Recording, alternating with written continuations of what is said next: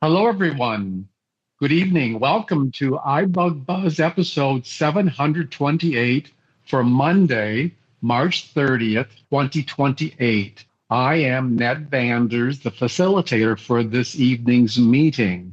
This meeting will cover all things iOS, and I welcome and thank those joining live and those who are listening to the recording of this meeting on your favorite podcast.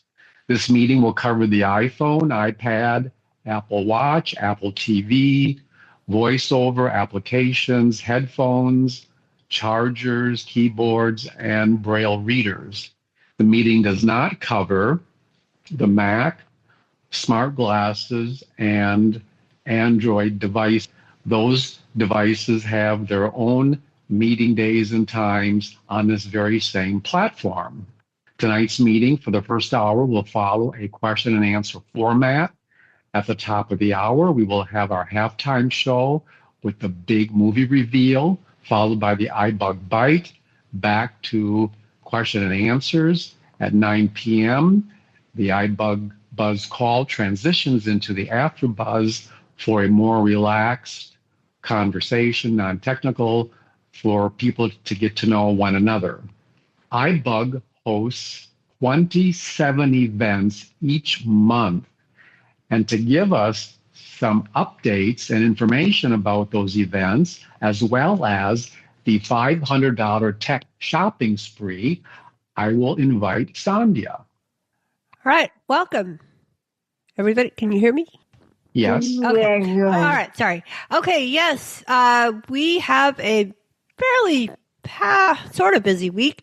So like Ned said, okay, first of all, everything that I'm going to tell you is on this same Zoom platform, and everything is Central Time, so adjust accordingly. Okay. Like Ned said, we'll have the halftime show where we have the big reveal for our movie for Friday. And then we have the after buzz after this call from 9 to 11.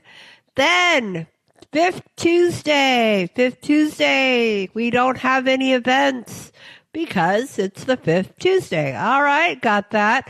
Wednesday, we have something special. It is the iBug Artemis Return to the Moon watch party. Starting around 4:30, be looking for emails about this special event on Wednesday. Then Thursday, Trekkie Talk, Voyager Season 3, episodes 18 and 19. And then Friday, iBug Night at the Virtual Movies. We don't know what the movie is yet, but we will find out at the halftime. Then we have our website, ibugtoday.org, iBUG.org. You can also listen to our program, our training sessions are recorded and archived on our website, on YouTube, and your favorite podcasting app. And then finally, we're having a drawing for a $500 tech shopping spree. Yes, $500. At $10 has you can have one entry into the contest, and for $50 you will have 6 entries. The methods of payment and all the good information is on our website. And the drawing will be on May 23rd at our 15th anniversary celebration. And with that, I hand it back to you, Ned. Okay, thank you, Sandhya, for all that good information. Yes, that watch party sounds exciting.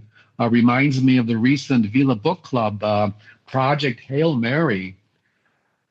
At this time, I'm going to ask Julie to unmute everyone so we can go around the room and state our name and where we're from.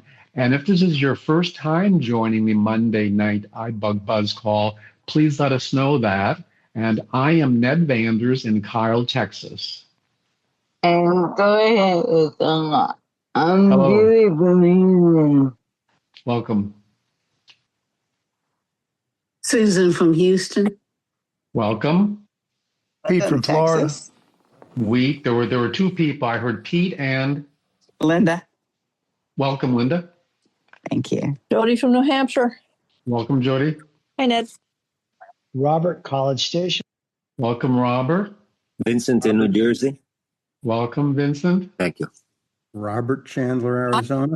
Welcome, Robert. Mary Alice from Pennsylvania. Hi, Mary Alice. Lynn Joe Maley from Pennsylvania. Welcome. Chico Donata, Silver Spring, Maryland. Welcome, Chico. Betty from Boulder, Colorado. Welcome, Betty. Helene, Woodstock, New York. Hello, Helene. Thank you. Joe Billard from Ontario, Canada. Welcome, Joe. Dawn from Houston. Welcome, Dawn. Desi from Tennessee. Hi, Desi. Hey, Ned. Ed from Georgetown, Ontario. Welcome, Ed. Thank you. Randy, North Carolina. Welcome, Randy. Deb from Kansas. Welcome, Deb. Hi, Ned. Brian from Ontario. Welcome, Brian. Brad from Dallas. Welcome, Brad. Gloria from Houston. Welcome, Gloria. Hello. Shazadi, St. Catharines, Canada. Hi, Shazadi. Jean from Bryan. Hello, Jean. Is that Jean? Yes. Yeah, okay. Hi, Jean. This is Jake from Michigan. Hello, Jake. Hello. Paul in Columbus. Welcome, Paul. Hey. Anybody else? I hear some Cheryl, background Ohio. noise. Please mute. Hi, Cheryl. Hi. Ray Reno. Hello, Ray. Anybody else? John, BC, Canada. Hello, John. I didn't hear anybody that was new. There were a couple of names that I didn't recognize. I don't know if they're new. Sandhya in Houston. Sorry. Hi, Sandhya. This is Lynn Maley from Pennsylvania. I was on a call a long time ago, so this is really my first time in a long while. Okay, well, welcome back. Thank you. Yeah. Mary Alice invited me. Oh, good. Well, thank you, Mary Alice. Okay. Ng from California. Yes. Welcome. Are you a first time? No. Okay. Thank you.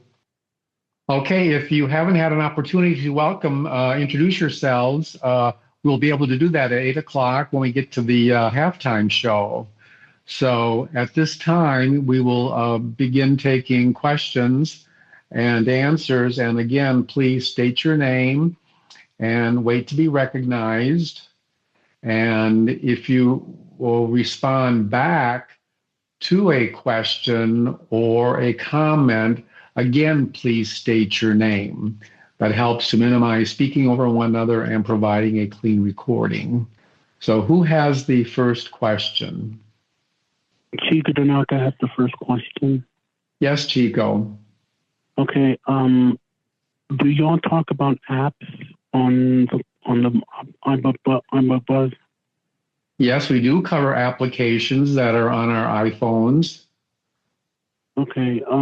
I have a question about the Metro Access app. I downloaded the app, but I'm having trouble utilizing the app. It's not doing what I want it to do. I think it's under My Transit Manager, and I go to the WMATA button. I double tap on the WMATA button, and it takes me to the Metro Access page, and I'm trying to navigate from there, and I put in my ID number, but it's telling me to create an account. But when I create an account, excuse me, this is Sandhya. Yes, Sandhya. All right, just remember, somebody has background noise, so you have to minimize that. We hear a lot of background noise, so you got to come back when you have a quiet background, okay? And that sounds like a very specific question about an app in wherever you are. Yes. So I don't know if I don't know if somebody in your area is here, but other than that, I think you probably need to call your organization, whoever your service is. They should be able to help you. Okay? Yeah, can you hear me now? Yeah. Chico, yes. Yes, Chico, I can hear you. Yes. Regarding your app, as Sandhya mentioned, this app might be particular to your location for your public transportation, and other people may not use that app that's on this call this evening. Oh, okay. Okay, thank you, Chico. Good luck. Who has the next question? Somebody has background noise going. Any questions? Does anyone have issues with maybe updating with their iOS? Any issues with maybe Siri? Helene, yes, go ahead. Yes, I have a question regarding a text message that comes in as an audio recording. And when I try to delete it, I can't. It says the only choice it gives me is to keep and then a whole bunch of other things, but it never says the word delete. So am I doing something wrong?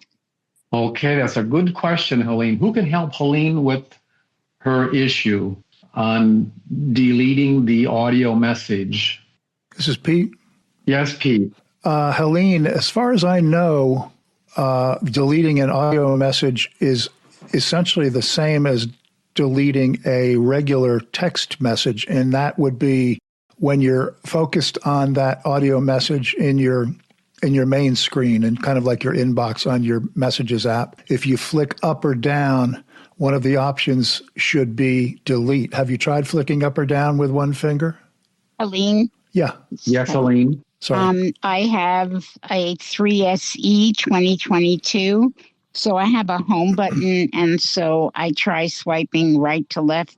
And then when I go up and down, I just don't, flicking up or down doesn't seem to do much with that phone, but I'm not sure.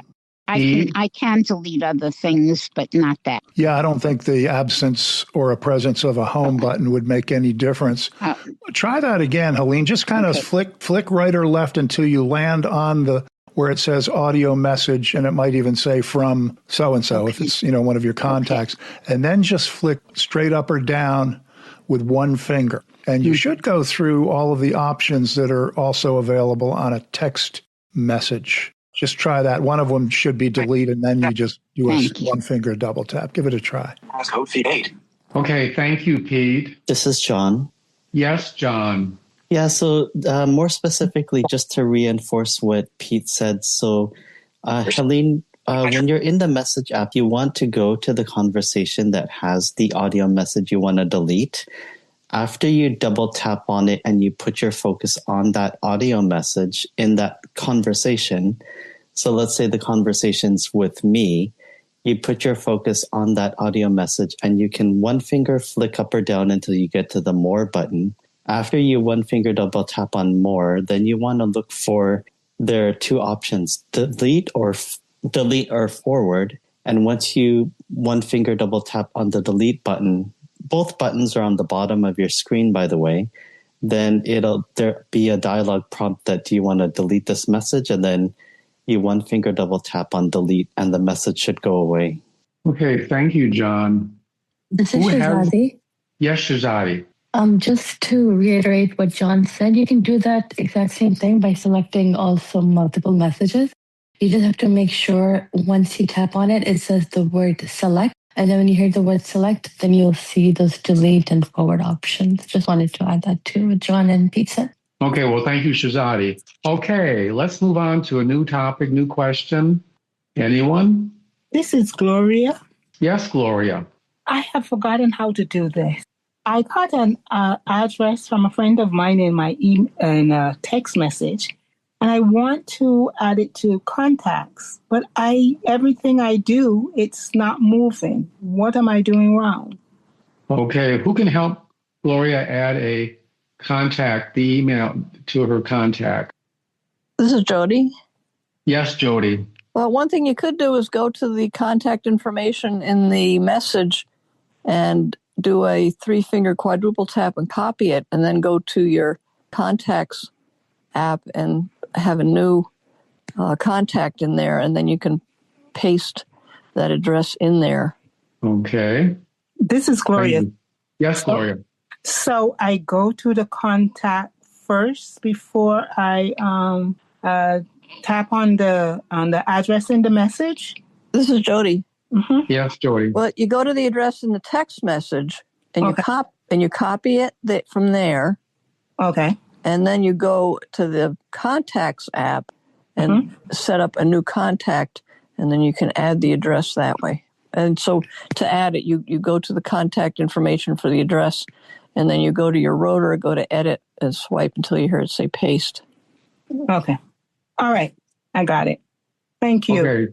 Thank you, Gloria, and thank you, Jody. Oh, this is Jody again. Yes, Jody. Yeah, another thing you can do is you can go to that text message and swipe up until you hear it say copy. That's probably even faster. And then you can copy the content as long as the address is the only thing in the message. Mm-hmm. Otherwise, it's going to copy the whole message. But then you can also add that to your contact. This is Lynn. I think you can Yes, also... Lynn.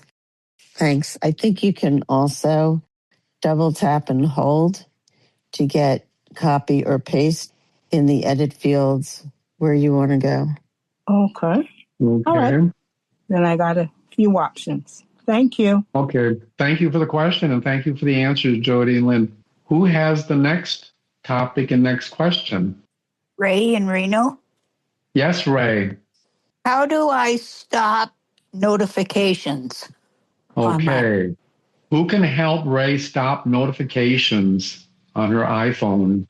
Where would Ray go to do that? This is Brad. Yes, Brad.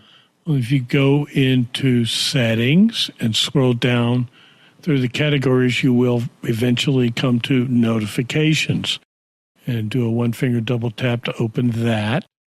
And up at the top, you can turn, I believe I haven't looked at it in a while, I'm sure, notifications on or off. I believe you want to look, though, at each app that can give you notifications is listed there. So it helps if you know what app is the offending app that you would like to turn off the notifications for. And you can go, because, it's kind of nice to maybe get a notification when you get a message, and you can go into each thing, like, for example, messages. You can tell it do you want them on or off altogether, like a big sledgehammer, turn them off. Or if they're on, you can go through and customize. Do you get a little banner that's temporary or persistent? Do you want it to make a little sound?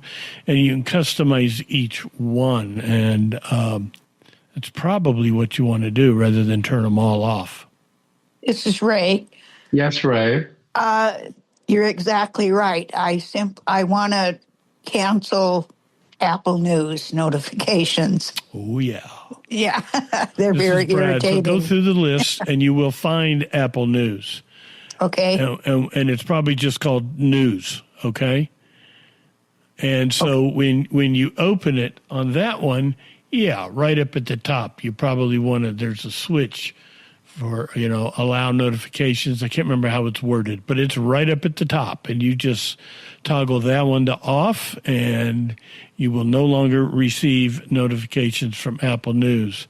And, you kind of do the same thing. There's a long list of apps, depending upon how many you've got on your phone. It can be a long list, or it can not be so long. It depends on how much stuff you've installed on your phone. Okay. But you can go through there and you can find the one that's annoying you and deal with it individually. This is Ray, and thank you so much. Thank you. Okay, and thank you, Brad. This is Jerry from Vermont. Yes, Jerry. I am wondering if any of you Braille aficionados have noticed problems since 26.4, and if so, what have you noticed? That's a general question, but the specifics are, I'm trying to reconnect my Chameleon 20, and it won't connect, and it won't work if it says it's connected. So I'm wondering if they're going to do some background stuff with Braille or what. Thanks. Thank you, Jerry. Who can help Jerry with his Braille concern? Anyone? This is Robert. Yes, Robert. So I would suggest, because this happens sometimes after an update, if you haven't done it, that you go ahead and unpair your Chameleon and pair it again. You just, start over with the process of connecting it to your phone and see if that solves your problem. Okay, Robert. Thank you. Okay, who has another question and another topic? This is Vincent. Yes, Vincent. I have a comment. When I updated, did the software update to I think it's 26.4, I needed to enter my password. I have an SE phone, 2022, and when I got to the password screen, I didn't get a haptic. So I tried, several times, deleted numbers, added numbers, but I never got a haptic. So I never knew what number I had selected. Eventually, on the second day, and after about, altogether about 5 tries or something like that, I was able to do that. And I had the same thing happen when I updated the software in my iPad. And I was wondering if anybody had such issues. Yes. Okay, this is Jerry from Vermont. Jerry, yes. Yes, I did. And what you have to do is similar to what you have to do when you're working with a Mac. And that is when you have the text field, you actually have to start typing, because you're not going to, if you double tap on that text field, it is not going to say text field is editing, which it ought to say, but it doesn't. So if you type the password or passcode or whatever it may be just highlight the text field, you can't double tap on it. You just have to start typing, and it will go in. It's a very weird thing, if you ask me. Nobody asked me, but it's kind of weird, Vincent. Okay, Jerry. This is John. Yes, John. Another thing I'll say is I can only speak for myself that I've had trouble doing the Explore and Touch. So if you're having trouble with that, you can just swipe from left to right to the number you want before you one finger double tap as an alternative to the Explore and Touch. Okay, thank you. This is Vincent. Thank you. Yes, Vincent. Thank you. Okay. This is Shri. Yes, Shri. I just want a clarification from Vincent. Was it asking the Apple ID password or the login passcode to the phone? This is Vincent. No, it was the password for the phone. This is Shri.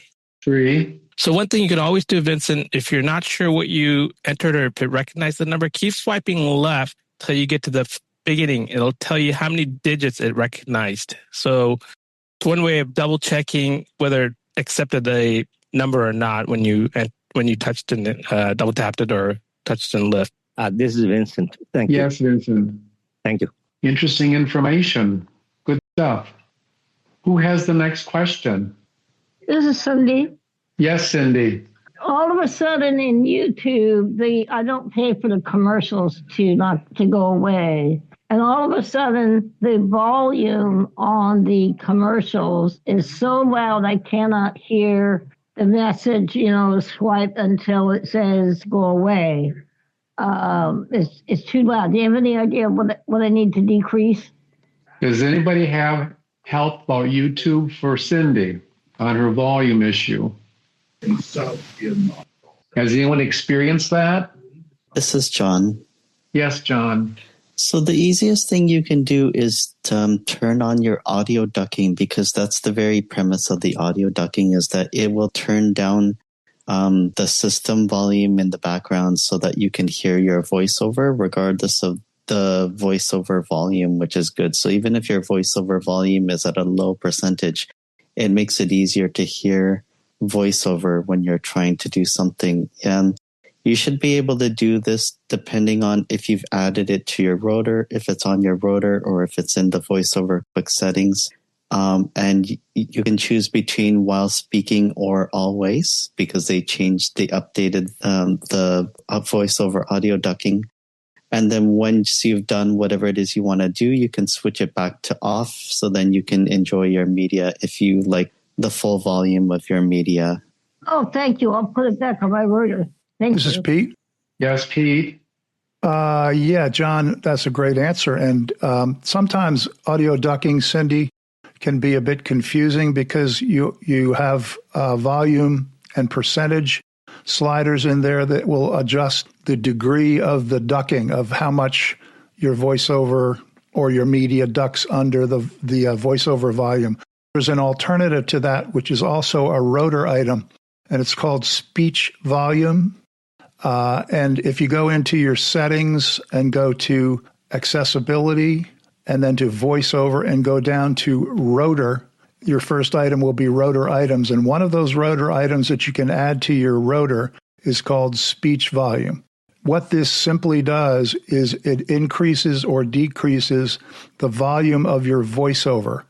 And that way you can raise the voiceover volume up above the volume of that YouTube video so you can hear voiceover a lot better. And there's no percentage sliders in there that can be confusing like with audio ducking. I had a difficult time with audio ducking some time ago, and I ran across the speech volume, which is just once you turn your rotor on speech volume, you can flick up or down with one finger simply and increase the volume of your voiceover so you can get it loud enough so you can hear it over that loud YouTube commercial.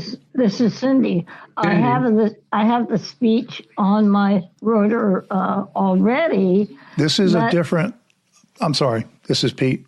Pete. Oh, okay. This is not speech. This is called speech volume. It's a different setting, Cindy. Oh, okay. Yeah. And it's on the rotor. It's on the rotor. It's called speech volume, and it just relates to your voiceover volume, and it gives you the opportunity to raise it or lower it as it relates to the other media sound, which would be your YouTube video. If you get a blasting commercial or an ad on YouTube, this will allow you to turn your rotor to speech volume, and you can flick up with one finger, and it goes up in 5 percentage points, and you can make your voiceover louder until you can hear it over your YouTube video. Oh, thank you very much. Of course, the audio ducking is a good way too, but it just gets a little bit confusing for me. That's my personal preference. Yeah, I turned that off. It was too hard for me. Thank you. Okay, good luck. This is Jody. Okay. Yes, Jody. I just had a quick question. Pete, is that in iOS 26? I've got iOS 26, and I've got it on there, so I would say yes. Okay, because if you're running a iOS 18, it might not be there available. Oh, it's not there? Sorry about that. Yeah, I was in 26. I had it in 26.3, and it's still there in 26.4. Okay. Randy? Yeah. The volume setting for rotor has been in there for as long as I know. It's been in there for many, many versions of iOS. So it should be available as a rotor up. This is Pete. Yes, Pete. Again, this is not the volume button. This is speech volume, I believe it is. Let me double check. Randy. Yes, Randy. I believe it's in the rotor. Whatever volume setting you see in the rotor settings is the voiceover volume that we're talking about. This one specifically, sorry, Ned, this is Pete. Yes, Pete. This one specifically reads speech volume. And I think the one you're talking about, Randy, merely says volume. And I think it has to do with the overall system volume on the phone, raising or lowering it. But I may be wrong. But this one specifically says speech volume. Yes, Randy. So when I add the volume to my rotor and I change my rotor to that setting, it says speech volume. Okay, then that's the same thing, right? It's the same thing. I think we're talking about the same thing, Pete. You're just addressing Jody's issue about it not being in the previous iOS? Yeah. Good. This is Brad. Yes, Brad. Yeah, the only volume you're going to get in the rotor, which is a voiceover feature, is the voiceover speech volume. And I've been using an iPhone since iOS 5, and it has always been there. Okay. Well, I think this is enough information regarding this issue. So can we move on to a new question, a new topic? This is Cheryl. Yes, Cheryl. I discovered some time back that if I shut VoiceOver off completely when I'm listening to Bard or a podcast or a Zoom meeting and the Friday night movies, that the volume that comes out of my phone is much louder, and I really like that. But I also found that occasionally I touch the phone, move it around, and I must touch something on the screen that suddenly makes it talk in a similar way to VoiceOver, although it's not VoiceOver doing the reading or the talking. And I can try and swipe and tap and use VoiceOver commands. It doesn't work. And then I press the button at the bottom of my phone 3 times and it says VoiceOver on. So clearly VoiceOver had been off. But I've been really curious, what is that that's talking while VoiceOver is off? This is Brad. So who can help her regarding that mystery voice? Brad? Yeah, it sounds like you've got speak selection turned on, or whatever they're calling it these days. Go into your settings, go to accessibility. Do not go into VoiceOver. Just go through the lists, and you will find speak selection, and make sure it's turned off. If you're using VoiceOver, you do not need, nor would you want to have speak selection turned on. It's something that you would use as an alternative to VoiceOver. But turn it off. It conflicts. This is John. Yes, John. Yes, what Brad said is correct. I just want to make a few quick amendments that in previous versions of iOS, it's known as spoken content, but in the most recent one, iOS 26, it's known as read and speak. And you should find 2 options there, speak selection and speak screen. This is Cheryl. Thank you both. Thank you. Okay, thank you for the question. Good question. Thank you, Brad, and thank you, John. It solves the mystery voice. Who has the next question? Anyone have an issue? Any tips for us, maybe, that you've discovered? This is Ed. Cindy? Yes, Ed, and now we'll do Cindy. Yes, Ed. I just wondered, I was given or suggested an app called OKO, and it's to do with crossing lights, and it's a crossing light deal. But I just wondered, that's in Canada. I don't know if it's available in the States. Has anybody had any experience with it, and how do they like it? Who can help Ed with this app, OKO? Anyone have experience with that? Is it Brian? Brian? Yeah, in Canada, it is a hit and miss because we have different signals. So I've been using it, but sometimes it doesn't work for me properly. And it is in the U.S., all over the world. Okay, thank you. This is Ed. Yes, Ed. Just a quick question to Brian. What part of it doesn't work, Brian? Like what did you have issues with? Well, some of them have. Brian. Oh, sorry, Brian here. Yes. Yeah, some of them, some intersections have the clock thing, like 15, 14, 13, and it seems to not get that properly. Okay, thank you for that information, Brian. Okay, Cindy? Yeah, Cindy from Chicago. So if I have a photo that somebody sent me how can I share that with someone else? So say one of my sisters sent me a photo and I want to share it with another one of my sisters. How would I do that? Okay, who can help Cindy sharing a photo to other family members? What does she need to do? This is Sri. Yes, Sri. So, Cindy, there's a couple different ways. One way is if you have the photo in your photo library, what you can do is find the photo, and when you know where it is, there's the select button on the top right-hand corner. You double tap on that, find the picture, double tap on it, it selects it. Once it's selected, in the bottom, you'll have the share sheet come up, and one of the options you'll get when you select it is share. You double tap on the share, it brings up the share sheet, and then you could swipe left and you'll have the option to either mail it, text it, all the other share sheet options to send the picture to someone else. This is Ned. Cindy mentioned it was in her text message. You mentioned in her album. Would she do the same thing if it was in her text message? This is Sri. Yes, Sri. So on the text message, when you get a picture, one of the options you'll get is save photo. You double tap on that. That'll take it to the photo library. Then, like I said, if you are in the photo app, you're in the library tab, you can go to the top right corner, hit the select button. That'll give you the option to select one or multiple pictures. Select the one you want. And then in the bottom, you'll see in the tool, there'll be the share button. And like I said, you can just double tap on that and then swipe left. And you'll find either the mail or text option to send it to someone else. Thank you. Thank you, Sri. Thank you. This is Shazadi. Yes, Shazadi.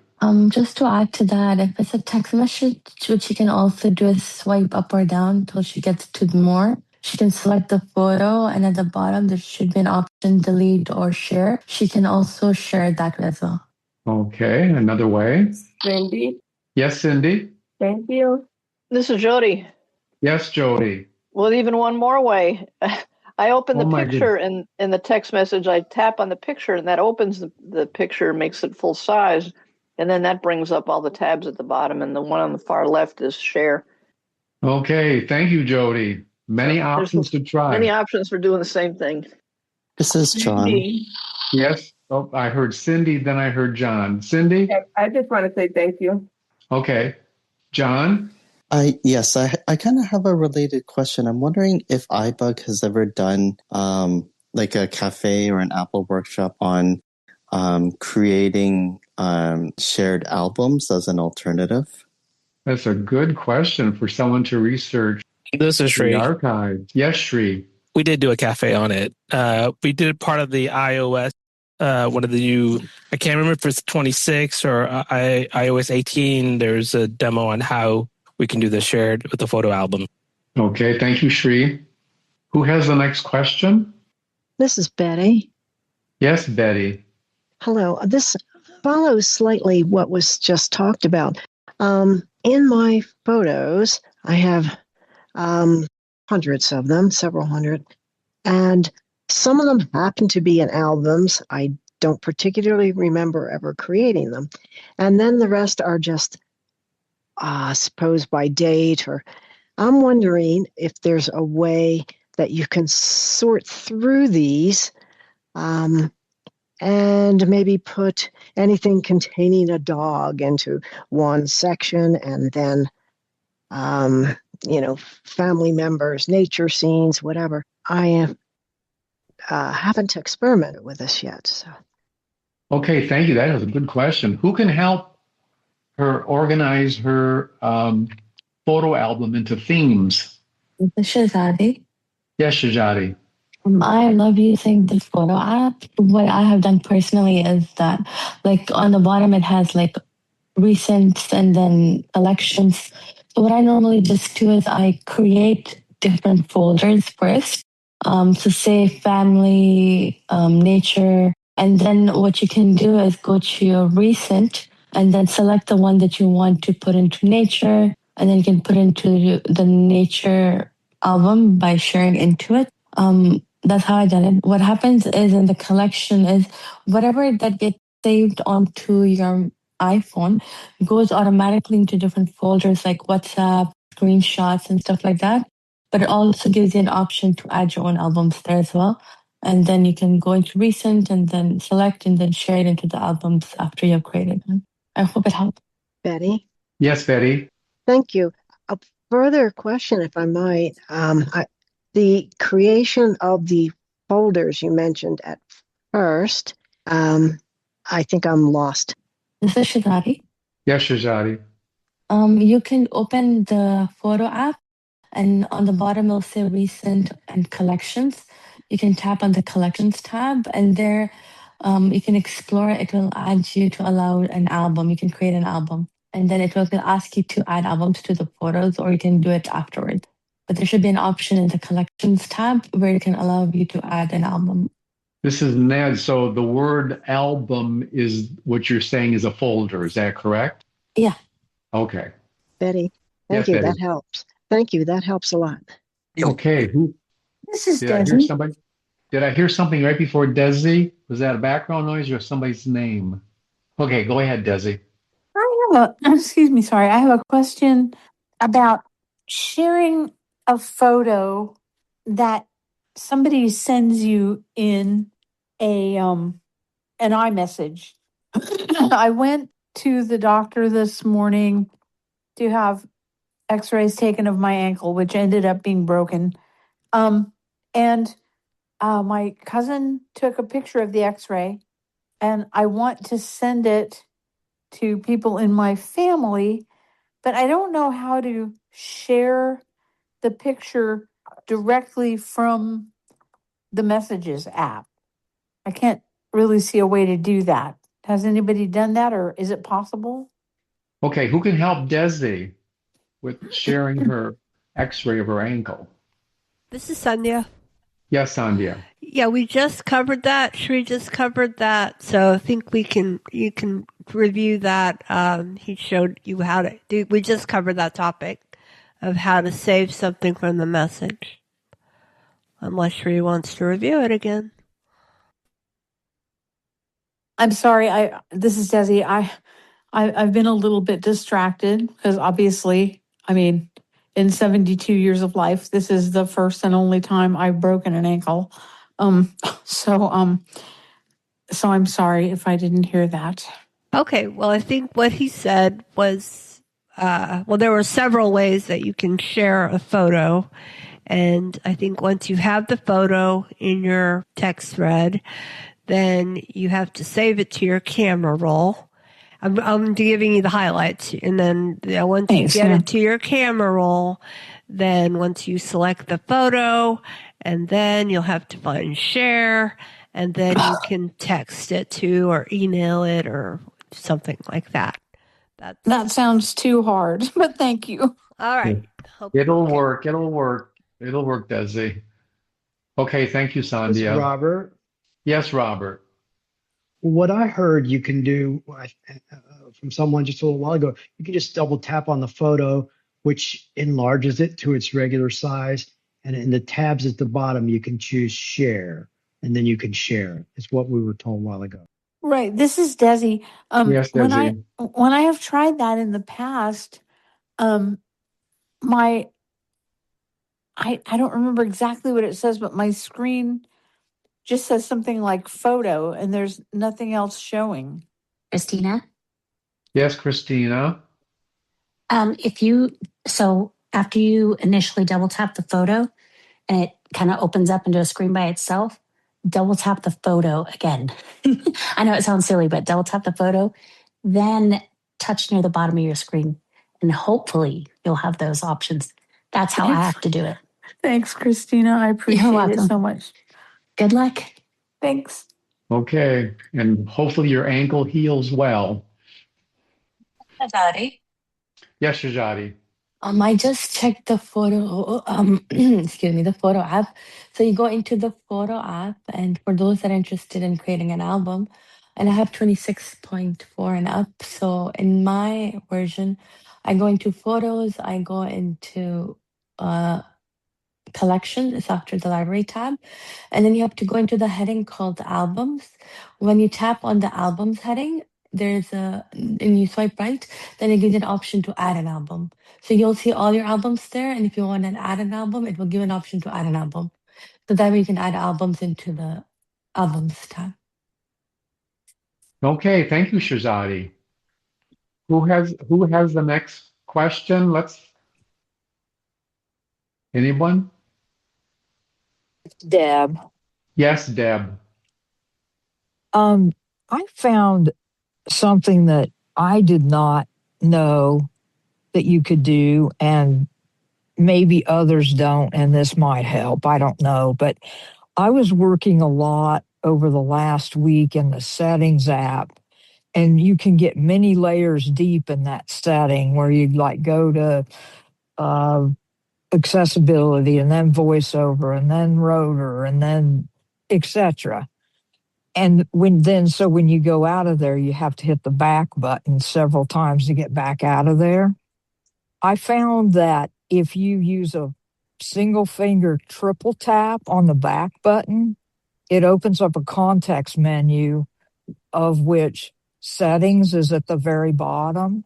And then you can just double tap with one finger settings and it goes clear back out of that if you're several layers deep in there.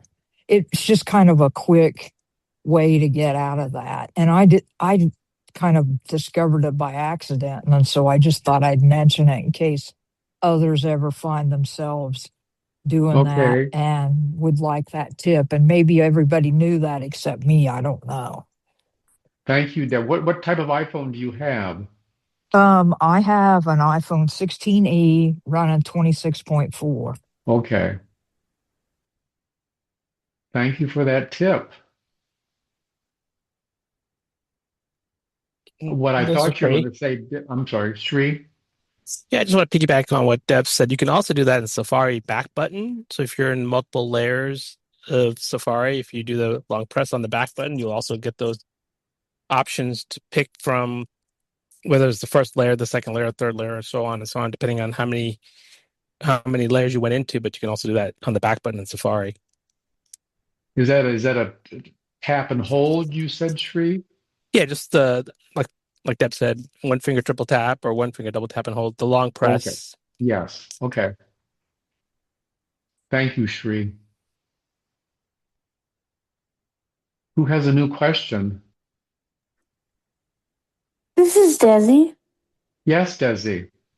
I know that it's a known thing that the back button seems to have disappeared in Facebook. I keep seeing all these messages where people keep saying the back button is back, but my Facebook was updated 2 days ago, and um, it is not back for me. Is anybody else having that issue still? Who can help Desi with the back button in Facebook?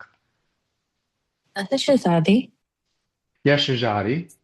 Facebook and also Instagram, you can use this scrub gesture, like which is like making the quick Z on your screen. That This should is allow Desi. you to automatically just go back. This is Desi? Desi. I have in fact been doing that, but I had heard that the issue had been fixed, and it hasn't been fixed for me. And I just wondered if anybody This had is it Jody. working for them. Jody? No, it hasn't been fixed.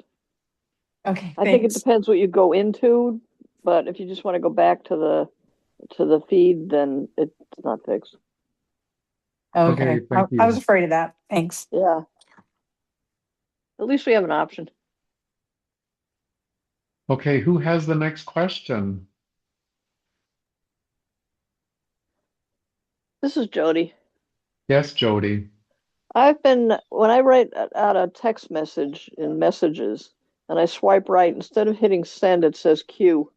So it's going down to the keyboard, and I find that if I swipe slightly up to the right, then it will go to the send button. But it's been acting up since the update, and I wondered if anybody else noticed that too. This is Ned. Yes, I've had the same problem. Okay. So it's not just me. Thank you, Ned. This is Sri. Yes, Sri. So Ned, I'd be curious what phone Jody and you have, because I don't encounter that problem. I have the iPhone SE third generation 2022. This is Jody. Me too. This is Lynn. Yes, I Lynn.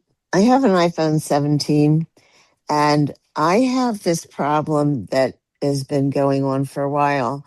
That when I'm swiping, I think left or right, it'll change the voice. I have two different voices. So instead of going to the next thing, like send, or when I'm texting, it'll change voices or some other thing that it doesn't stay on track. Like if I just swiped the way I used to, it would go to the next thing. But now it's like not staying on track.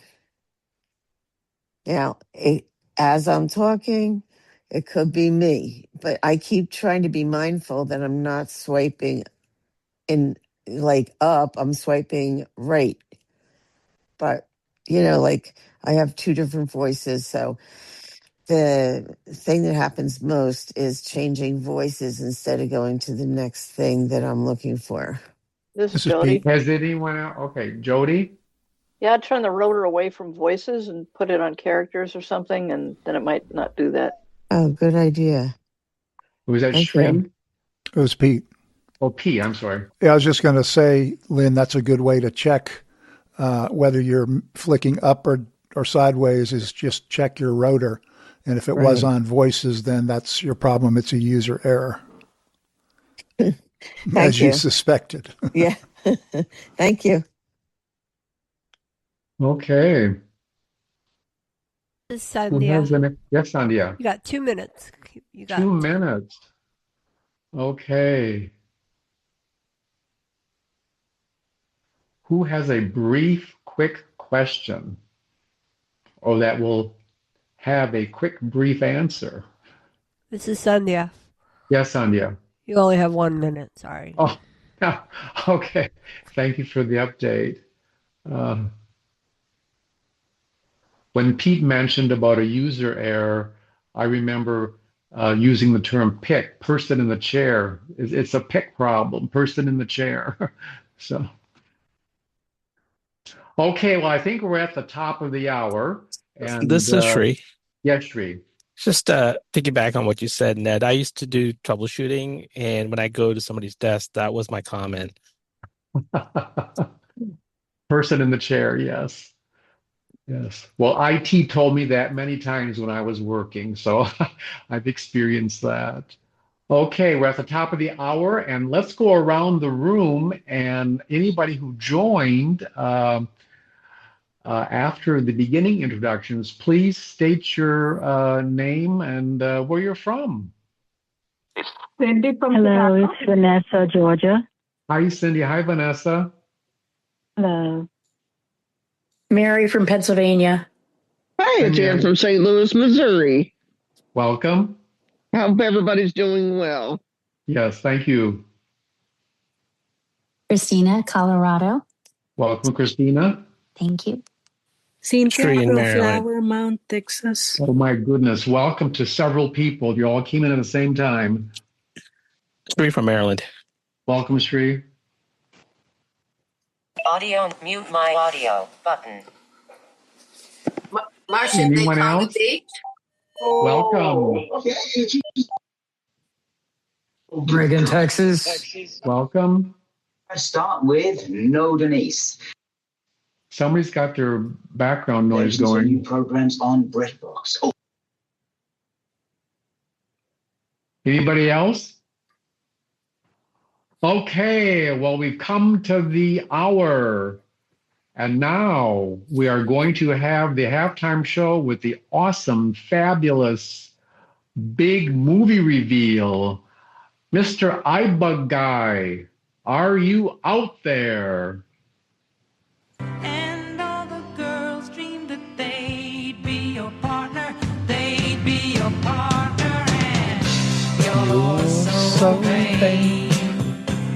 You probably think this song is about. Yes, I'm back again. Wow, what a great group I'm coming into. Wow, over 60 people signed on right now. That's a good group to have a little time to figure out what the movie's going to be. And of course, it's one of my favorite female artists, last day to acknowledge females during Women's History Month. And that was way back in 1972 when that was released. Okay, I guess it is now time for Go on, baby. Yeah, babe. Woo-wee. That is so much fun. That reminds me, I hope everybody's going to join Wednesday when we fly back to the moon. Launch is Wednesday evening. All right. We've got some clues to try to figure out what the movie's going to be. And there are rules. If you've been a winner in the last 3 weeks, you're not eligible tonight. If you are in the bullpen, you're not eligible until we open up the gate later in the game. And there will be up to 5 clues, 1 guess per clue.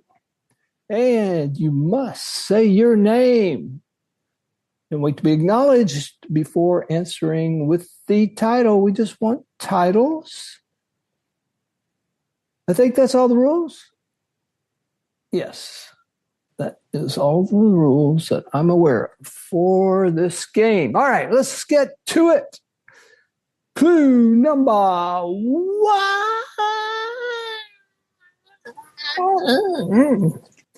Our film this week. Oh, we're going back. Takes us back to New York City during the early 1900s. Bum, bum, bum. Anybody want to guess now? All right. Sounds like a big nothing on that one. Moving right along. I can't speak. Hold on. I got to grab some water. All right. Okay. Here we go. Clue number 2. It's a comedy drama with a bit of romance thrown in for whatever thrown in. And, is based on a real life person or based on the life of a real person. I'm not sure how you say that. Anyway, you know what I mean. No, I don't hear anybody. How many people yeah. You can keep your microphones open if you want, as long as you don't have background noise. That was another rule I forgot to say. If you're trying to guess and your mic's not on, you will not be heard. All right. This is getting so much nothing. All right. Moving on. Clue number 3. Love and ambition is the emotional theme of the film. Somebody's got to at least throw out a guess. I got to make fun of somebody tonight.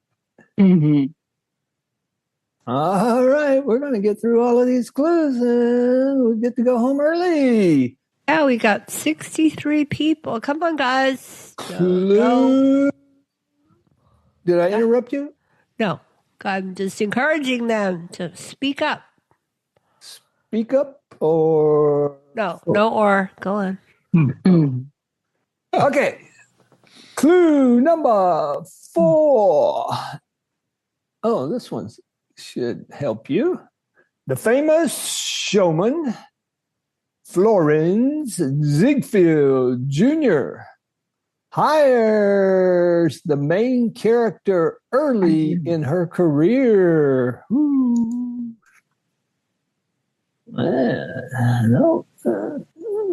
Hi, this is Mary.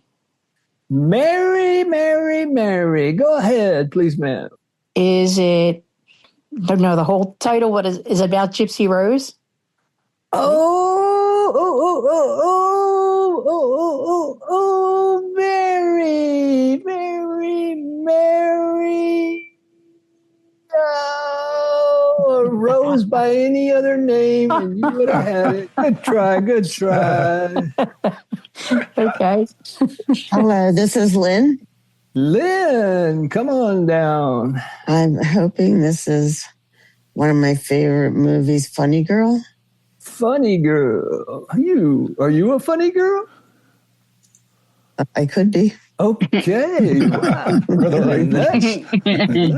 Tell me a joke. You got a joke? Is it Funny Girl? What? We got it. Because that's Fanny Bryce. We got to move along, she said. We got to move along. Well, unfortunately, that's close. So, what was your name again, Lynn? Yes. Have we met, Lynn? No. Yes. Sort of. Where are you from? Pennsylvania with Mary Ellis and Mary. That Lynn. Yes, I remember we all you work together. I remember you now. You are a funny girl. Yeah. Ding, ding, ding, ding. Yes, we are watching Funny Girl. All right. Good job, Lynn. Way to go, Lynn. Hey, what do I get? Yes, Fantastic from movie. 1968. What do I win? It's a good movie. 1968. Look at Lynn. What do I win? Rated G. Just move right along. Starring. Okay, Lynn. Hang on, guys. Quiet. Starring Barbara Streisand, Omar Sharif, and Kay Medford. As I forget who she plays, but anyway.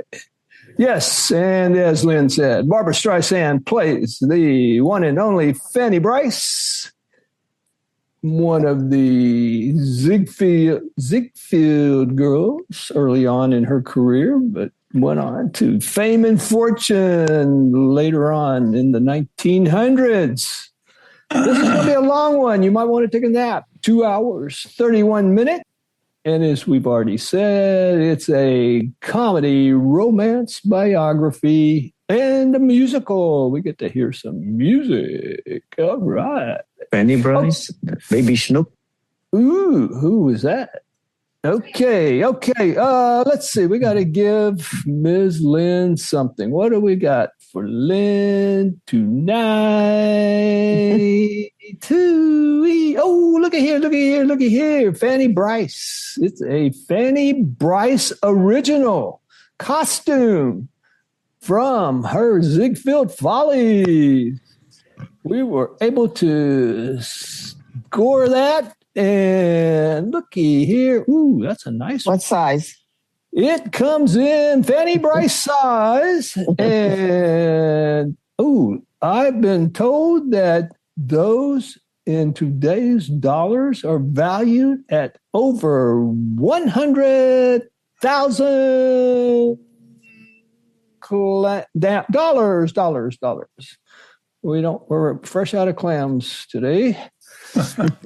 But come back tomorrow. We'll have clams and oysters and crawfish. So there you go. So hopefully everybody will be able to join us this Friday night for Funny Girl, rated G for all audiences, including Funny Girl herself, Lynn from Pennsylvania. Congratulations again. Good job, Lynn. Madam. Way to go. And I've got to go. Bye. This song is about you, don't you? You had me several years ago when I was still quite naive. Well, thank you, Mr. iBug Guy, for all those great clues. And I'm just wondering, what does a boy named Florenz do in school? What a name. What a name. Okay. Again, thank you. At this time, we will have our iBUG bite, and I will call on Sandhya. All right, we're going to roll that beautiful footage. Tonight, we're going to be talking about going to the doctor. Well, not exactly. Actually, the first step for going to the doctor. Well, not exactly. Maybe the second step. Okay, first step, you make the appointment. Second step, you have to confirm the appointment. Or else they say, well, if you don't confirm, we will cancel your appointment. I don't know if they actually will do that, but I don't want to take that chance. So that is what we're going to be talking about tonight. So I am in my list of messages. Messages. Back buttons. 1, 2, 8, 1. Hi, Sandhya. We noticed you still have not confirmed your upcoming visit with Baker, MD, Pennsylvania on Tuesday, March 31st, 2026 at 11 a.m. Link. Please let us know so we can hold this appointment for you. Tap to confirm. https:////hmw. All right. So there is the text message from the doctor's office, and then it includes a link. So now our first task is to navigate to that link, and I'm going to use my rotor. This demo presumes that you have links as one of the items in your rotor. So I'm going to use the rotor, twist that imaginary dial on my iPhone. Links. Okay, I'm now going to swipe up. Tuesday, March 31st, 2026 at 11 a.m. Link. No, I don't want that link. I want the next link. So swipe down. https:///hmwll. Yeah, that's the one. Double tap. Safari. Confirm your appointment. Heading level 3. All right. So now I'm on a web page, and now I can either swipe right and see where we are. Tuesday, March 31st at 11 a.m. Swiping right. Baker, MD, Pennsylvania. 6,560 Fannin. Houston, TX 77,000. Confirm button. So there's a confirm button. I keep swiping right. Reschedule button. Reschedule. Cancel button. Cancel. Back button. And then that's the last page menu button.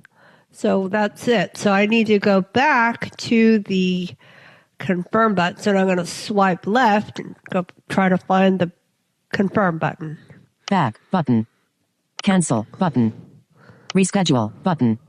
Confirm button. So there is the confirm button. I'm not going to double tap it just yet because I'm going to show you another way that we could have gotten here. I'm going to go back up to the top. Open. Confirm your appointment. Confirm your appointment. Heading level 3. So if I go to my rotor and navigate by button, it would also take me to the confirm button. So I'm going to do that. Rotor, action. Voices, Ava, screen recognition, buttons. 8 buttons. Buttons. Oh, it said 8 buttons. How cool. So I'm going to swipe down. Confirm button. So there you go. So it got me there much quicker. I could swipe down again and it would say, I think we'll say reschedule. Reschedule button. Cancel button. Okay, so I'm going to swipe up. Reschedule button. Confirm button. And double tap. Here we go. Now I'm still on the web page, and if I swipe right. Your appointment was confirmed. Heading level 3. And then swipe right again. Tuesday, March 31st at 11 a.m. Baker, MD, Pennsylvania. 6005, Suite 1002, Houston. View map, link. So now I can view a map. Add to calendar, link. Add to calendar. Can't make it, button. Back button. Okay, well, I guess if you suddenly change your mind, you can pick can't make it. So there you go. We have now confirmed our appointment, and I also received a confirmation in a text message to that effect. So there we go. I hope this will help you when the next time you have to confirm a medical appointment. All right, so we're going to open it up. All right. Marty. So, yes, Marty, go ahead.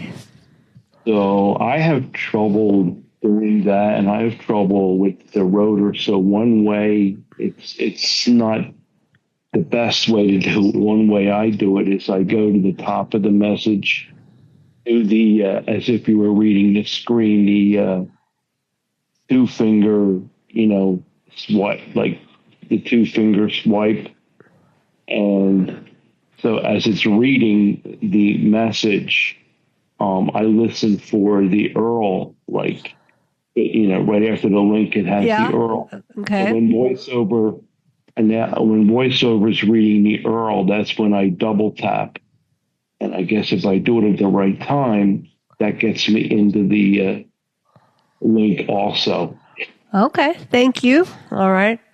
Yeah, what is a URL? So that's the link to the website. Okay.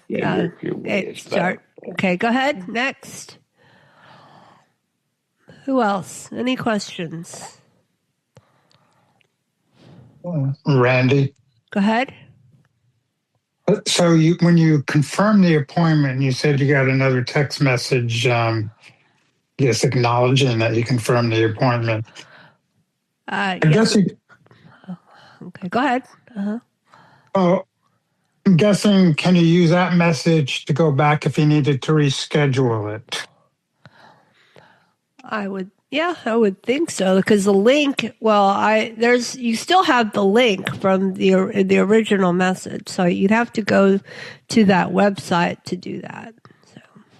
Randy. Yes.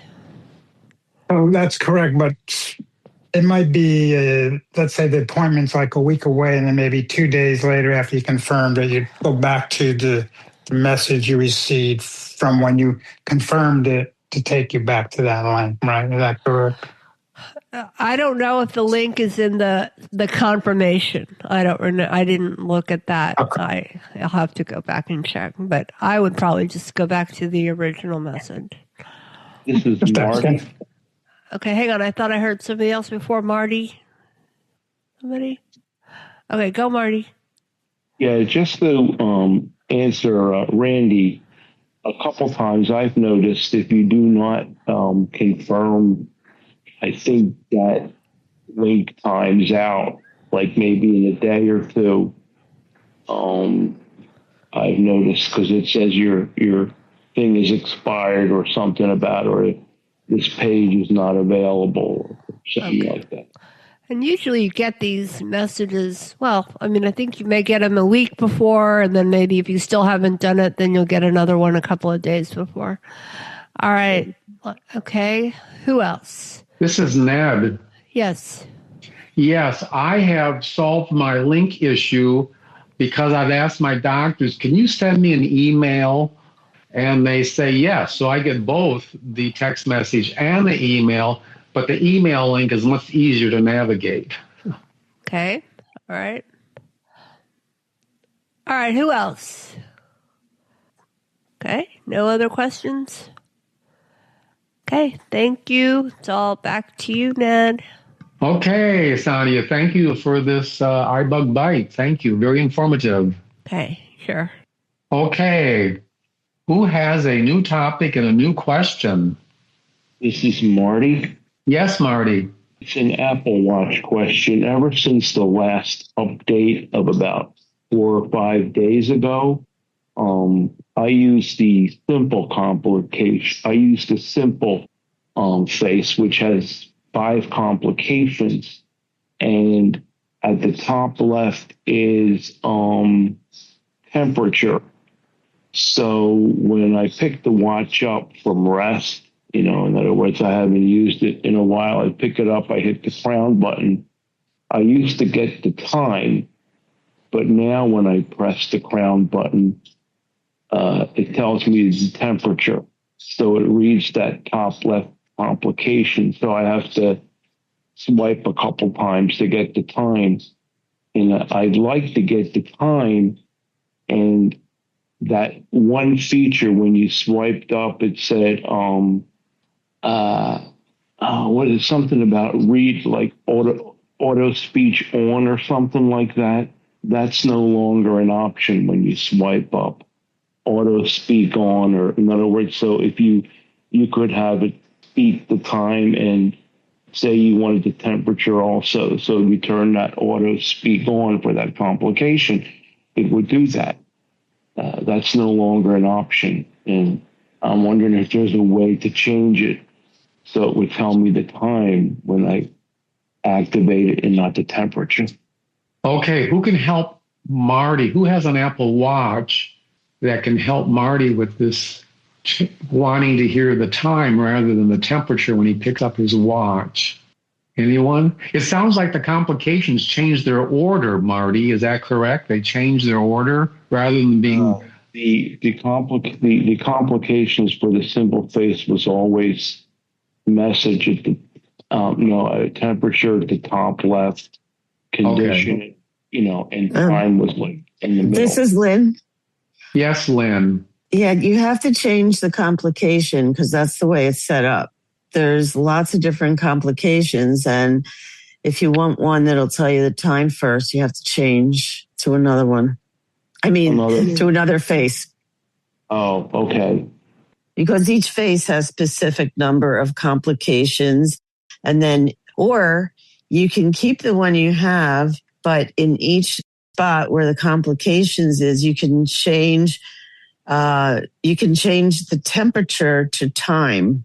So you could go into the complication where there's temperature, and you can, you have all these other options to put instead of temperature. So you can put time there if that's the first complication that it's going to read. Okay, thank you. Thanks. Marty? Yeah. Does that make sense? Yeah. Okay, thank you. You're welcome. New question? New topic? Any issues with Siri? Oh, I said her name. This is Chris. Yes, Chris? I was recently doing some FaceTime video calls, and a few people were a little, I think, concerned about the video, the camera being active. And I just wanted to make a comment that if you get a FaceTime video call and you don't want that camera to be active, something you can do other than just turning your camera off, which some people have problems doing that. You can just do a swipe up or hit your home button to go to your home screen, and that will freeze and darken and blurry the image on that screen. So in essence, it turns your camera off. Okay, thank you. New question? That's Linda. Comment? Yes, Linda. How do you delete a video from a text message? Okay, who can help Linda with deleting a video from a text message? Has anyone done that? This is Linda. Yes, Linda.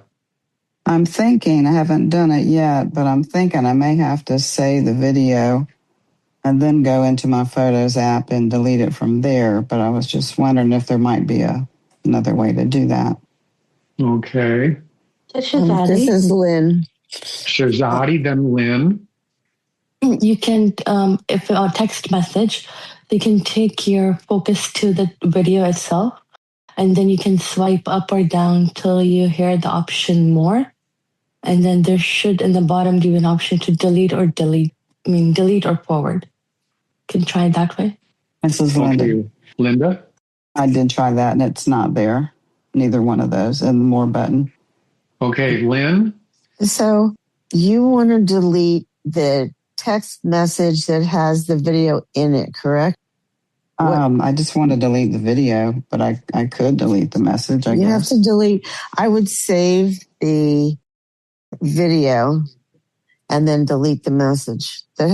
And if you have the video, if you never delete the video, it's going to use gigabytes, double the gigabytes, because the gigabytes that are in the text message the video and the text message. And then if you save the video in, you're going to have double gigabytes.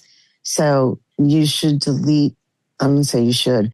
If you delete the original text message, then you won't have those extra gigabytes. Okay, thank you, Lynn. You're welcome. Another question? This is Marcia. Yes, Marcia. Sometimes when I'm Siri, I got a cough, will cut me off, and then I don't get my whole sentence, so I got to go in and start all over again. So you were breaking up. Could you repeat that, Marcia?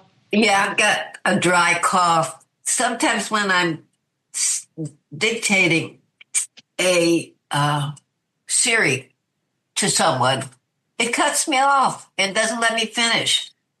Is there any way to stop that? Okay. It doesn't give enough of a pause, and you got to know the whole thing you're going to say before you ever say it.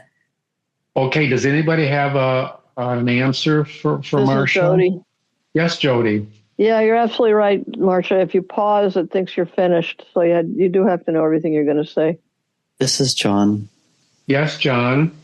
Now, having said that, alternatively, you can use the dictation button with whatever, whether it's an email or a message, and that gives you more control as opposed to Siri. It even allows you to proofread your text before you send it. Whereas, as Jody pointed out, like with Siri, you have to know everything you want to say. You want to say it all in one shot. And if you want to make any proofreads, you have to just tell Siri that you want to change it all. So if you like that granular control of proofreading your text beforehand, but still dictating with your voice instead of using the on-screen keyboard, I highly recommend the dictation feature as an alternative. Okay, thank you, John. Another question? This is Marcia also. Yes, Marcia. Sometimes it will say I have a text message, and I'll go in and do it by myself, and it won't stop the one that's it'll keep saying I have a message, and it'll be the same one that I've already answered. Are they having difficulty with that too? Yeah, has anybody experienced that, what Marcia's saying? This is John. Yes, John. I was actually experiencing that during this call. I was doing a message exchange between me and my sister, and I find that sometimes it won't let me read. It will let me view the most recent message from outside of the conversation window, but when I try to tap and go in, it has my most recent message instead of hers. So it may be some sort of bug, because I found the only way to resolve it is by closing the app from the app switcher and going back in. Keep in mind that this may be specific to me, so it may not apply to everyone. Okay. New question? This is Mary. Yes, Mary. I have a couple questions. The first one is about notifications. When I get texts in my notifications, it only reads half of it. Like, it'll read the phone number or who it's from, and then half of the message, and it won't read the rest of it until I go over to my phone and tap it or take, put it, move it into text or whatever. Yes. Did somebody say something? Did I hear somebody's name? I think that's an... Oh, sorry, this is John. Yes, John. Oh, I just had a clarification question about this. Like, when your focus is on it, are you doing the 2-finger flick down to read all, or are you just swiping left and right to see if VoiceOver will read it all on its own? No, I'm probably tapping on it to go. This is Mary, tapping on it to go to the messages. But what I'd like it to do is to stay, just in notifications and read the whole text instead of part of it. This is Ned. I think the notifications have gotten shorter with the recent upgrades or updates. That doesn't read the whole notification. It just reads part of it. I think we've discussed this before on these calls, I think. Okay. So it's just the way it is for right now. This is Jody. Yes, Jody. Yeah, I agree. I find it really annoying when it says, you've got a long message from, Tracy, and then you have to go in and open it to find out what it says, where before it used to tell you the whole message. So I agree, it's annoying, and I tried finding a way to expand that. I thought maybe if I had the banner time longer, but it doesn't seem to be adjustable. So I agree. I wish it gave you the whole message instead of just the short version. Okay. Okay, Mary, do you have a second question? Yeah. I would like to save my texts and emails. And is there a way to do that? So, you can take off the information off the phone, and is there a way you can put it on a thumb drive or save it to your computer? Okay, who can help Mary with that? That sounds like a two-parter, saving emails and saving text messages. Brad? Yes, Brad. Well, first, let's look at text messages. You can't get them off your phone, but what you can do is copy an individual message, okay? So you got a message from your sister or whoever, and you're looking at the conversation. And you would have to do this for each one of them.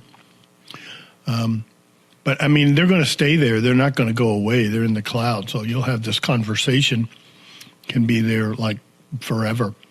But if there's something in an individual message, like a phone number, they sent you some information and date and time, address of something, phone number for something, excuse me, you can put your finger on it and either flick up or down until you hear copy, and then do a one-finger double tap. Now it's copied to your clipboard.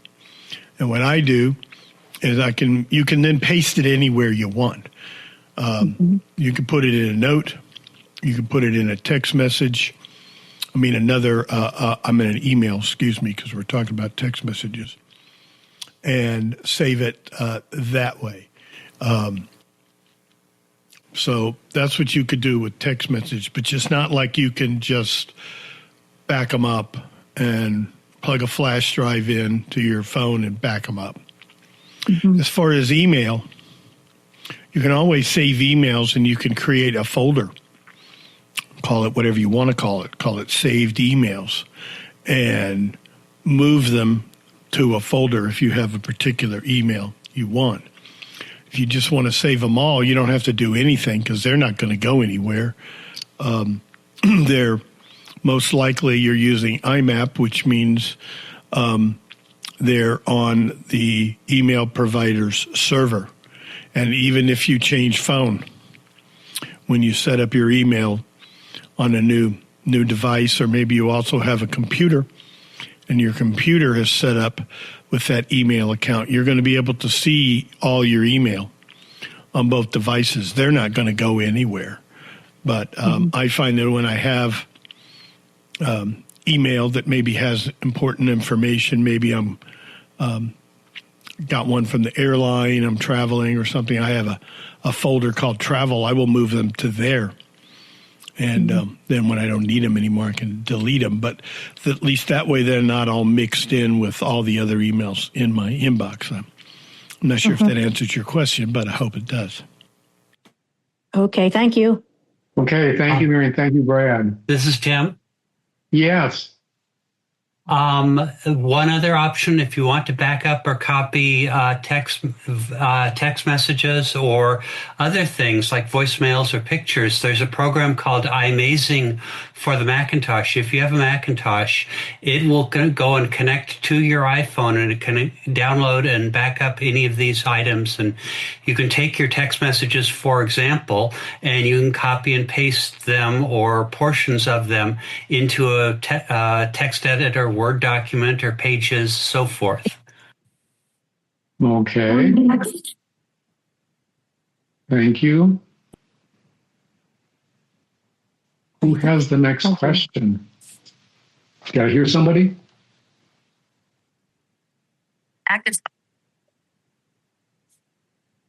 This is Mary. I'm just trying to mute. Yes. Oh, okay. Thank you, Mary. Who has another question? This is Jody. Yes, Jody. Yeah, just something I found out was, everybody's heard about the new Scribe Me app, and apparently it's free for the first 4 or 5 minutes, but then if you want more than that, you have to actually have a subscription plan. I think it's $20 a month, although I'm not quite sure about that. But there's actually a limit as to how much you can use it. I think you're limited to 10 hours a month. So, which I was kind of surprised that you'd be limited with a subscription, but I just thought I'd mention that. Okay, thank you for that information.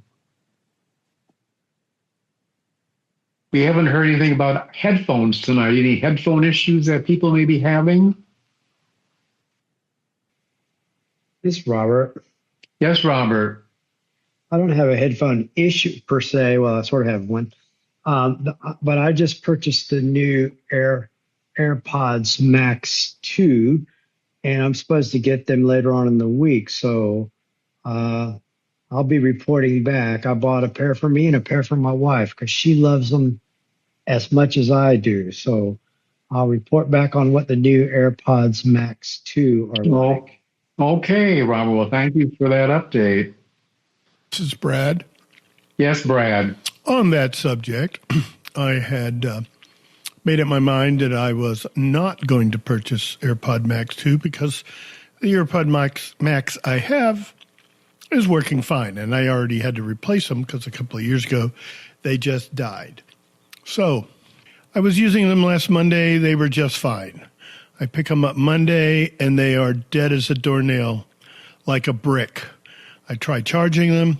I tried doing all kinds. They're just dead. I said, this is karma. It knows the new ones are going to be available to order tomorrow. And I mean, I use these things every day, several hours a day. And I said, I'll be. And so I didn't want to do it, but I ordered a new pair. And then later on, a couple days later, I remember that when my first pair died, the Apple support people told me how to push the buttons and reset. So I said, I should try that. So I picked them up. I didn't even have to do that. They were just working again. They were just working like nothing had ever happened. I'm using them now. I've been using them for several days. So there's karma out there. Apple has ways to get you to buy stuff. And if they can't get you to buy it the normal way, they're going to do it some strange, magical way. So I don't know about Robert, but my new ones are supposed to be here later this week. So we'll see how they go. This is an interesting story. Yeah. It's a strange story. So anyway. This is John. Yes, John. I kind of want people to refresh my memory. Did Herbie Allen do an iToy segment on those ones? He did that last week. This is B. Yes. He did last week, I believe, as was mentioned. He did. This is Brad. It wasn't the new ones. He did one on the originals back 6 or I don't know when in the last year. In order to comply with the European rules, they updated the original AirPods so that instead of Lightning, they had USB, AirPods Max, so that instead of Air and Lightning connector, they used USB-C, and they updated the colors. But other than that, internally, it was the exact same H1 chip, and the other technology inside it was unchanged. Okay, thank you, Brad. Any other headphone issues or moving on to a new topic? Well, we haven't heard about chargers this evening. Any issues with chargers? Dad, it's Deb. Yes, Deb. So this isn't about a charger. It's a question that I have about. Just curious if people using a Bluetooth keyboard and maybe using AirPods at the same time, if there's one that they notice that doesn't have a lot of latency with the keyboard. I don't know if that's making sense exactly, but in other words, when they're typing, does does it come up pretty quickly? Does anyone have an answer for Deb regarding the latency on headphones and Bluetooth keyboard? It's Robert. Yes, Robert. I have an Apple Magic Bluetooth keyboard, and I use it all the time with my AirPods Pro 3, and I've used them in the past with the AirPods Max. And I'm using them right now with the Beats Studio Pro, and I don't notice any real latency between the keyboard and the AirPods. So it's not a real issue. The only time it's an issue is if you're trying to edit audio. You might notice a little latency, but as far as just day-to-day use, typing on the keyboard or interacting with the keyboard with the AirPods on, I don't have any problem with it. This is John. Yes, John. Now, to add on to what he said, but if you want kind of the best of both worlds, you can get the compact, like the Apple Magic Keyboard that does not have the numeric keypad. That way, if you want the form factor to carry it around, but you want to be able to use it, you can get that one. And the appeal to that one is that you can, if you have an iPhone that or if you have an Apple device that has USB-C, you can plug it in directly and you can treat it like a wired keyboard. Now, you do have to turn on the keyboard when you're doing it because it needs the power to be able to use it. But if you want to bypass the Bluetooth aspect of it and use it almost like more like a wired keyboard, you can do it that way. This is Brad. Yes, Brad. In my experience, you can have it plugged in with a wire, but it is still a Bluetooth keyboard. And you can test this by turning off Bluetooth, and the keyboard will not work. When it's plugged in with a wire, it's only charging. Okay, thank you. This is Ed. Yes, Ed. I have a Bluetooth keyboard, and I was roaming through my settings, and I was in keyboards, and somewhere in there, I found a lag setting. And I did have a bit of a lag on my keyboard, and I found this lag setting, and I played with it and shortened up the lag on it, and it's working great now. Don't ask me where I found it because I was just in there and just roaming around and ran across it. And I have a Logitech mini keyboard, by the way. Okay, Ed, thank you. Okay. This is Deb. Thank you, guys. Yes, Deb. I'm just going to say thank you. Yes, I was going to say, when you're troubleshooting, sometimes you troubleshoot so much you don't remember where you were when you fixed the problem. So I've had that issue. Okay, who has a new topic? Dawn from Houston. Yes, Dawn. You said something about a charger. I wanted to know, when I plug my charger in, it always say cannot use accessory. Charger has too much power, but it still charges it up. Would that mess up the iPhone? Who can help Dawn with her charging issue? This is Jody. Yes, Jody. Hi, Dawn. Is it an Apple compatible charger? Because there's, in the little plug-in part, there's a little chip in there. And if it's not compatible with your phone, you might get that message. And I've gotten that message before when a cord has gotten old and it's not working anymore. So those are just the only ideas that I've got. Hi, this is Dawn. Yes, Dawn. Hey, Jody.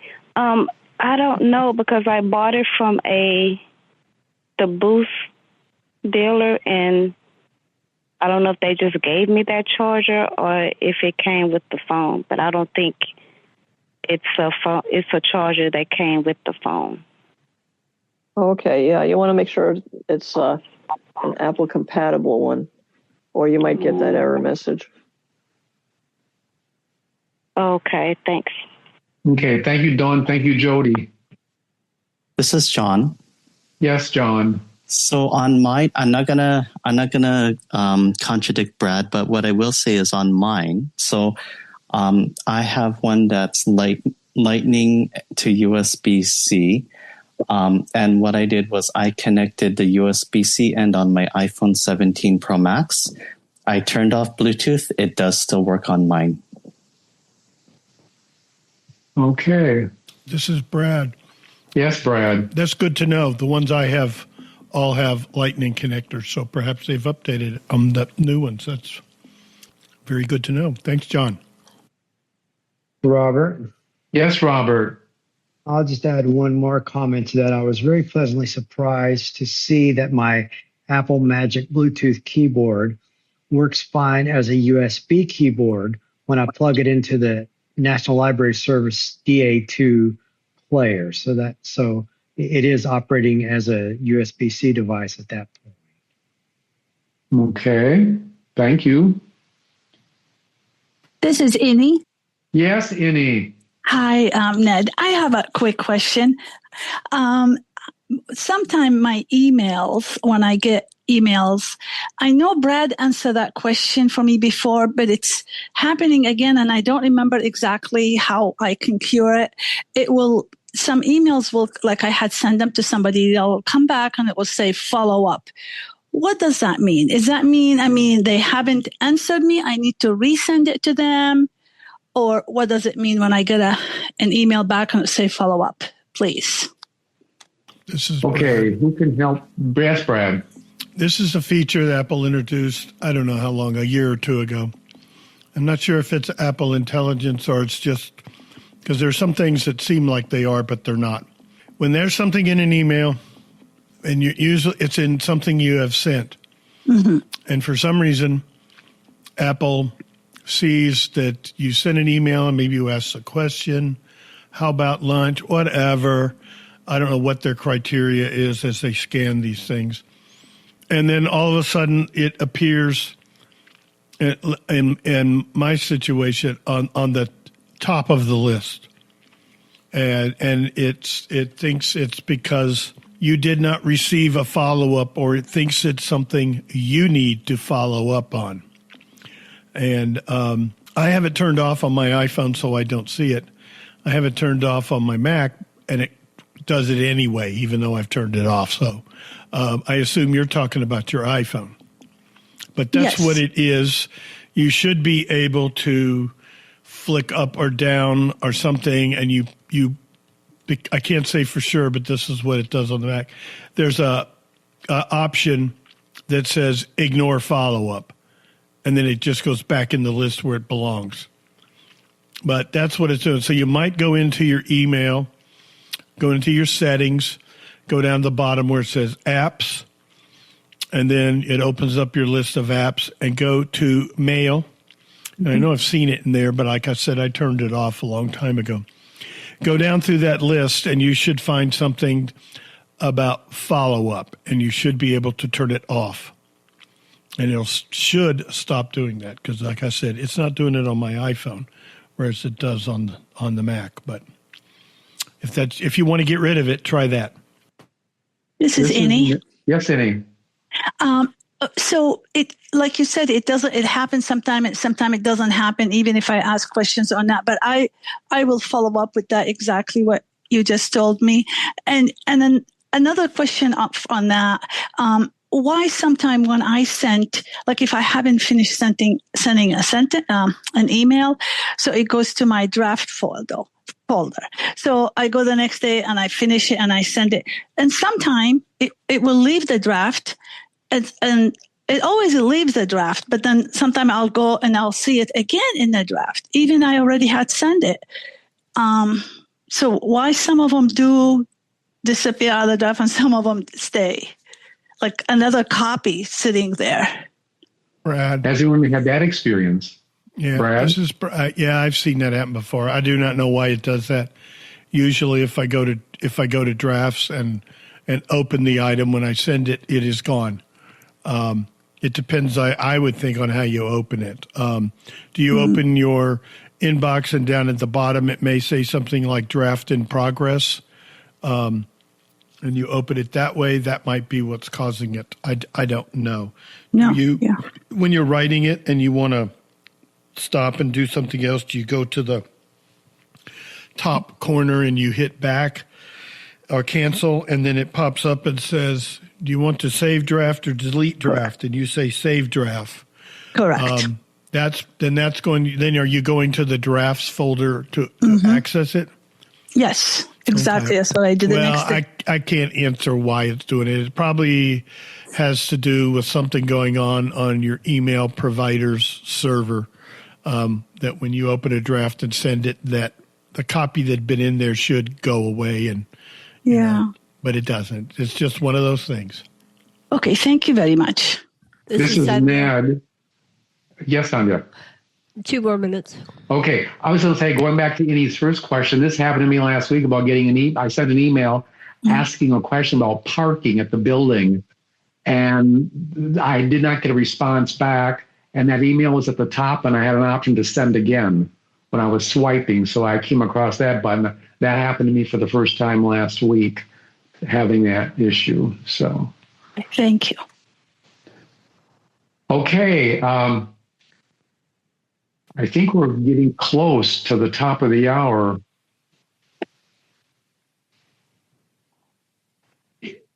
Sandhya, how much time do we have left? Sorry? How much time do we have left? About 1 minute. 1 minute. Okay, well, I'll take this 1 minute to thank everyone for all of their questions and answers. Great participation. I appreciate it. Thank you to Julie for monitoring the house and muting and unmuting people, and to Sandhya for the iByte, and to Michael for the movie clues. Thank you all, and I'll turn it back over to Sandhya. All right, so thank Ned. Here we go. Quick review of what we have for the rest of this week.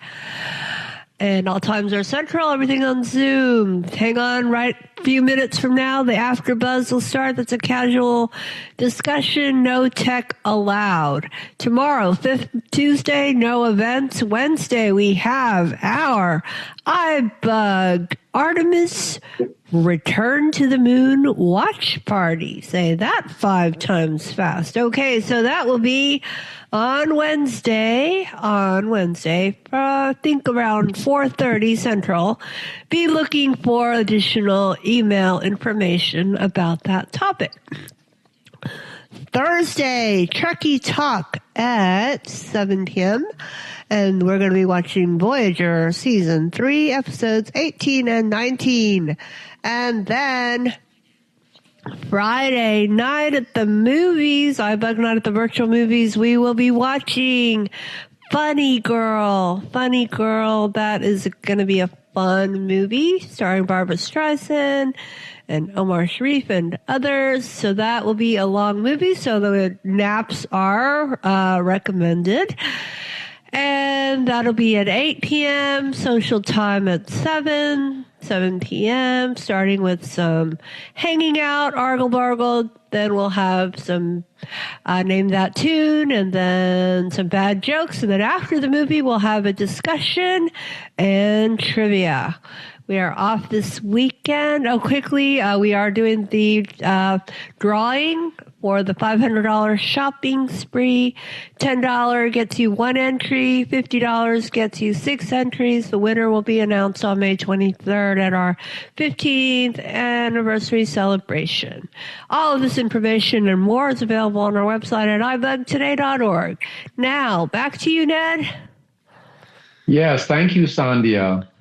At this point, the iBUG call will transition to the After Buzz, and Julie can turn off the recording.